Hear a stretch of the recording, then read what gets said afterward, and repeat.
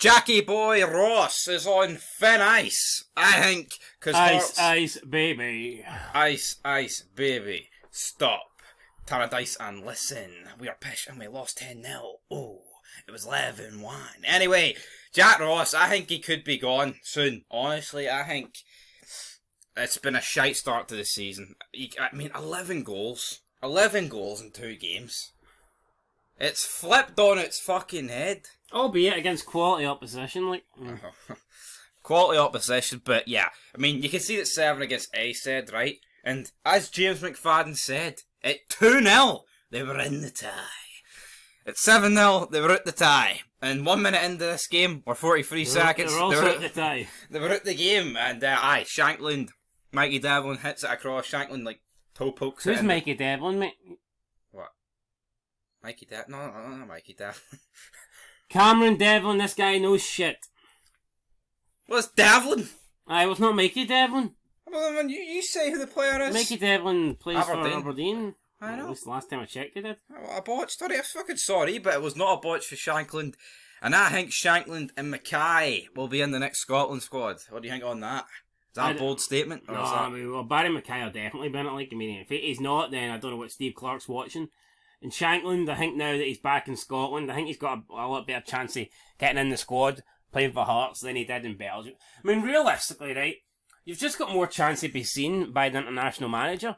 I would doubt that Steve Clark is going to travel to Belgium to watch one fucking player. I agree with that, but whereas in the Scottish League, you know what I mean? Steve Clark could turn up to a game where he's maybe got 5 or 6 realistic options between the 2 teams. But what about Johnny Russell?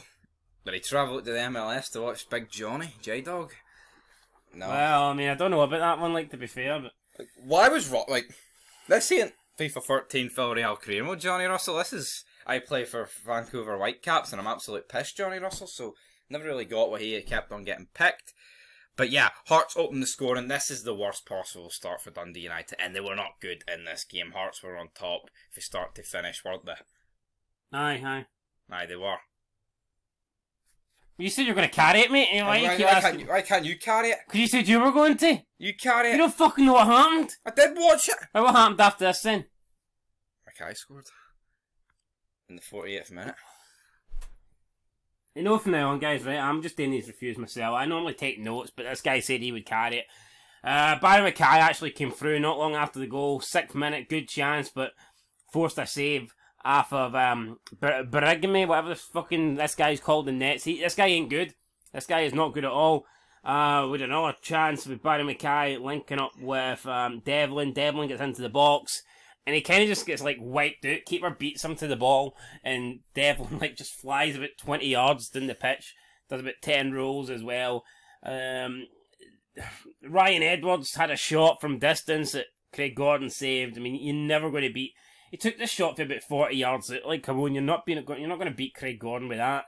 Dundee United, again, towards the end of the half, began to ask some questions. A cross came in. Halkett had to deal with it. He seen it out for a corner. Then there was another cross coming in aimed for Tony Watt, but again the Hearts defence took care of it and managed to get to it before Tony Watt could, and we were into the break at 1-0, came out second half, and just like they kind of scored straight away in the first half, scored straight away in the second half. Barry Mackay cutting in from the left hand side, decent shot for a tough angle, about 25 yards out.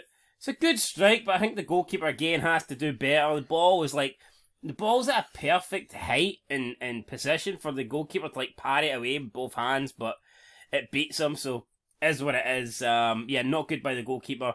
Then not long after that, again, more good play. It's Barry Mackay, passed it out to the Rolls Royce. Michael Smith, he beat a man, cut inside, left foot, not his right foot, his left foot, hits a shot, finesses it, but it's a comfortable save for Berigame, but he doesn't save it. He actually parries it straight into the path of George Grant, who gets his first Hearts goal. He should catch this. Aye, goalkeeper.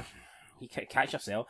Goalkeeper there just should have caught this, but parried it out to George Grant. Easy tap in for Grant, and at 3-0, the game's over. You know, we don't need to see if it's over at 5-0. We all know it's over at 3-0. Then we had who was the Dundee United guy went down in the box to win a penalty I think it was very harsh. Mackay-Steven was had the foul given against him, but for me it wasn't a penalty. He actually won the ball, but regardless, this gave Dundee United a lifeline. Stephen Fletcher stood up, the former Hibs man, and he scored his first goal in Scotland since, I believe, 2009. May 2009 against Dundee United themselves. He slots it past. Craig Gordon guessed the right way, and I think he got like fingertips on it, but wasn't enough to keep it out. Dundee United had a chance in the 90-odd minutes to make it 3-2, but Harks, I think, header on, tight angle, across the face of goal, but Gordon with a really good save to deny him. Stephen Fletcher was at the back post, he tried to scramble it in, but he could only find the side netting. And then, with not long to go, literally the last minute of the game, it was fitting. Hearts opened up the scoring in the first minute, and it was fitting that they ended the scoring in the last minute. We had Ginnelly played through by Shankland. I mean, slight offside here. Not much in it, but yeah, probably offside. The VAR was in Scottish football. This would have been given offside, but we don't have VAR. We just have refs with fucking dodgy eyeballs. So the goal stood. Ginnelly took it well. Played into his path there. He took the ball in his stride. The defence was pretty much nowhere. He was one-on-one with the keeper. Slotted it past the keeper. And this took his Hearts career tally to 10 goals. So Josh Ginnelly finally getting double digits. And I actually thought he would have had more than this for Hearts. I was surprised to see this was only his 10th goal for the club.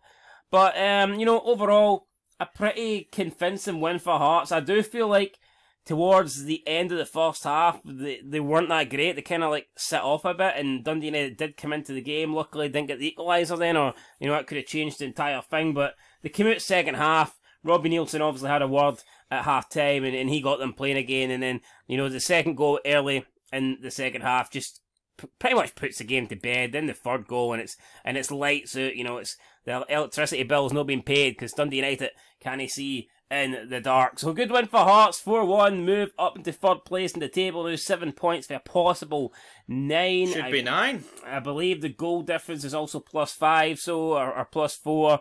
Either way, +4.